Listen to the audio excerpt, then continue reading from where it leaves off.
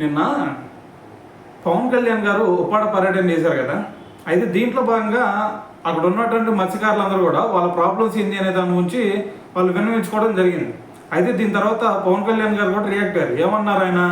ఇప్పుడు ఒకటే గుర్తుపెట్టుకోండి, నేను రెండు విషయాల్లో ఎప్పుడు కూడా రాజీ పడను. ఒకటి వచ్చేసరికి డెవలప్మెంట్, అదేవిధంగా రెండోది వచ్చేసరికి పర్యావరణ పరిరక్షణ. ఎందుకంటే మరి మీరు ఫార్మా కంపెనీల వల్ల వ్యర్థాలు వస్తున్నాయి, వ్యర్థాల వల్ల మరి పొల్యూషన్ ఏర్పడుతుందని చెప్పేసి అంటా ఉన్నారు కదా. సో దీన్ని నేను ఎట్టి పరిస్థితుల్లో కూడా ఉపేక్షించాను. ఖచ్చితంగా దీనికి సొల్యూషన్ ఇచ్చే తీరుతాను. సో మరి ఈ పర్యావరణ పరిరక్షణ కోసం అని చెప్పేసి నేను పాటుపడతాను.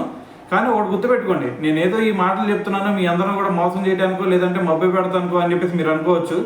నేను ఎప్పుడైతే రాజకీయాల్లో ఉండి మీకు న్యాయం చేయలేకపోతానో అప్పుడు కంప్లీట్గా ఈ రాజకీయాలనే వదిలేసి వెళ్ళిపోతాను అని చెప్పేసి ఒక స్టేట్మెంట్ ఇవ్వడం జరిగింది అనమాట. సో దాంతోపాటు ఇంకో విషయం ఏమంటున్నారు అంటే, మరి మీరందరూ నాకు ఎందుకు ఓట్లు వేశారు?